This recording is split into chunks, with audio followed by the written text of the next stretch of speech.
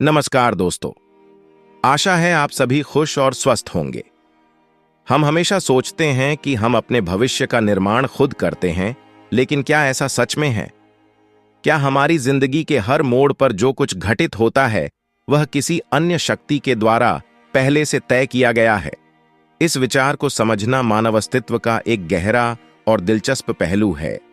क्या हम अपने जीवन के निर्माता हैं, या फिर हमें सिर्फ उस मार्ग पर चलने के लिए छोड़ दिया गया है जिसे पहले ही किसी ने चुना है? नमस्कार दोस्तों, आज की कहानी बड़ी ही दिलचस्प है। अंत तक जरूर सुने और कहानी कैसे लगी कमेंट में जरूर बताइए। तो चलिए बढ़ते हैं आज की इस कहानी की ओर। बहुत समय पहले हिमालय की तलहटी में बसे एक छोटे से गांव में एक गरीब किसान धीरज रहता था। उसकी जिंदगी कठिनाइयों से भरी थी। खेत की फसलें खराब हो जाती और परिवार का पेट पालने के लिए उसे दूसरों के खेतों में मजदूरी करनी पड़। क्या हमारे भाग्य में यही लिखा है?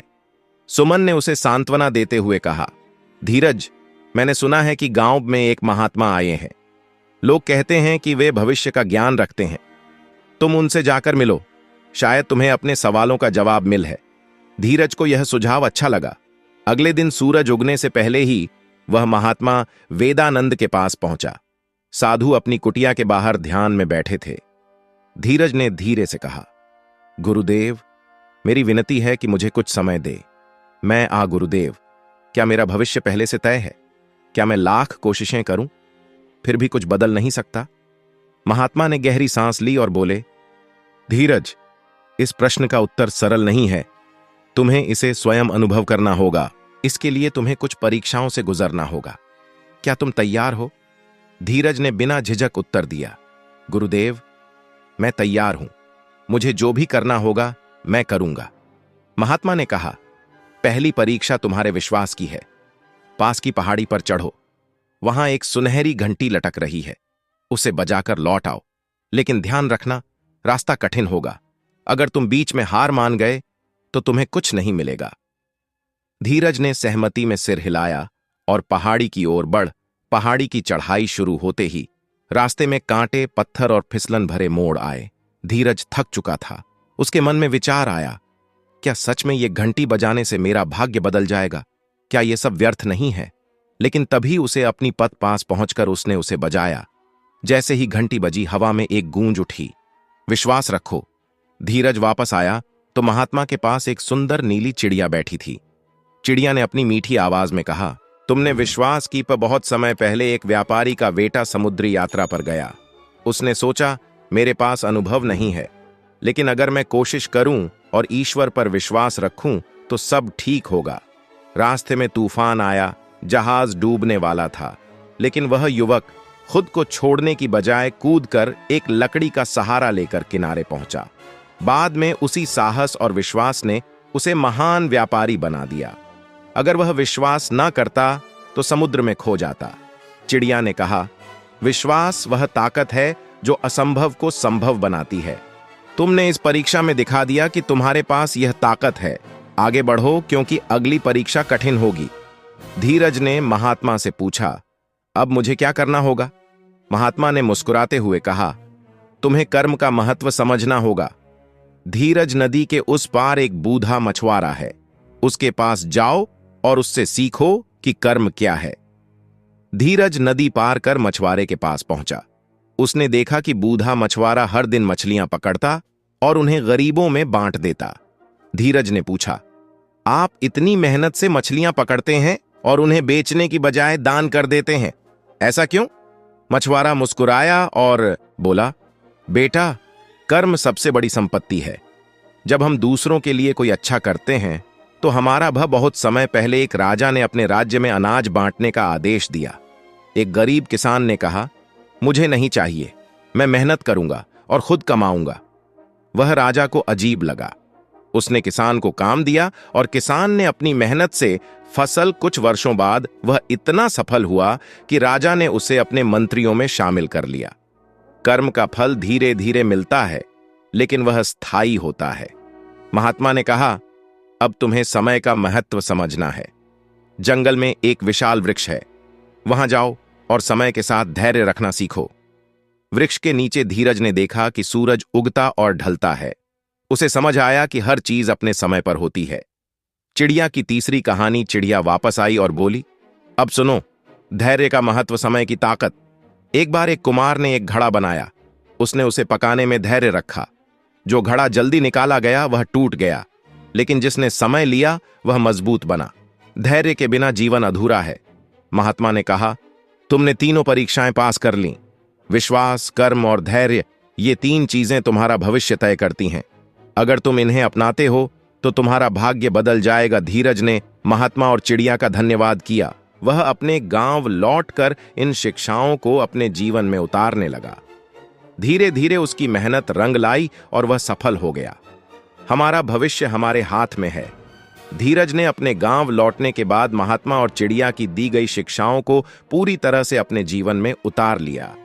अब वह अपनी मेहनत और धैर्य से न केवल अपने जीवन को बेहतर बना रहा था, बल्कि दूसरों की भी मदद कर रहा था।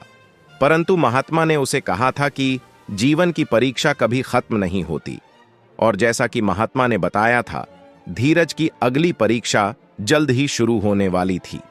कुछ महीनों बाद धीरज के खेत में बहुत अच्छी फसल हुई। गांव के लोग उसकी प्रशंसा करने लगे। तभी एक दिन गांव में अकाल की खबर आई। आसपास के गांवों में भोजन की कमी हो गई। धीरज के पास इतना अनाज था कि वह उसे बेचकर भूखे थे। उसकी पत्नी सुमन ने पूछा, धीरज, यह अनाज बेच देंगे तो हमें कभी गरीबी नहीं सताएगी। क्या यह सही है कि हम इसे दान कर दें? धीरज ने मुस्कुराते हुए कहा, सुमन, महात्मा ने सिखाया था कि त्याग ही सबसे बड़ा धर्म है। अगर मैं आज दूसरों की मदद नहीं करूंगा तो मेरे अच्छे कर्म कैसे फल देंगे? धीरज ने सारा अनाज गांव के गरीबों में बांट दिया। चिड़िया की चौथी कहानी। उस रात चिड़िया फिर आई। उसने कहा, धीरज, आज तुमने त्याग की परीक्षा पा, लेकिन एक दिन राज्य में अकाल पड़ा। लोग भूखे मरने लगे। एक वृद्धा राजा के पास आई और बोली, ये रत्न किस काम का जब तुम्हारे लोग भूखे हैं? राजा ने सोचा और उस रत्न को बेचकर अनाज खरीदा, उसकी प्रजा को बचाया। वर्षों बाद एक दिन धीरज की एक पुराने दोस्त रामेश्वर, जो पहले उससे गरीब था, अचानक अमीर बन गया। गांव में हर कोई उसकी तारीफ करने लगा। कुछ लोगों ने कहा, धीरज, रामेश्वर तुमसे आगे निकल गया, क्या तुम्हें बुरा नहीं लगता? धी उसकी खुशी में खुश होना चाहिए। चिड़िया ने इस बार कहा, तुमने ईर्ष्या पर विजय पाई। अब सुनो इसका महत्व। जलन का अंत। एक व्यापारी के दो बेटे थे, एक मेहनती और दूसरा आलसी। मेहनती बेटा अमीर बन गया और आलसी बेटा ईर्ष्या से जलने लगा। उसने हर तरह से अपने भाई को नीचे गिराने की कोशिश की, लेकिन असफल रहा। अंत में जब उसने अपनी ईर्ष्या छोड़ी और खुद मेहनत की, तब जाकर उसे सफलता मिली, आत्मा की शांति और संतुलन। कुछ महीनों बाद धीरज के जीवन में सुख समृद्धि आ गई थी। वह अब बहुत अच्छे हालत में था और उसे देखकर सभी लोग उसकी मेहनत और कर्म को सराहने लगे। तुम्हारी अगली परीक्षा आत्मा की शांति होगी। इस परीक्षा में तुम्हें अपने भीतर की शांति को ढूंढना होगा, बिना किसी बाहरी सुख के। तुम्हें अपनी इच्छाओं, आक्रोश और तनाव को शांत करना होगा। महात्मा ने धीरज को नदी के कि रास्ते में कितनी भी लहरें आएं, धीरज ने कश्ती में बैठकर यात्रा शुरू की। नदी में तेज बहाव और लहरों ने कश्ती को दाएं बाएं हिलाना शुरू कर दिया।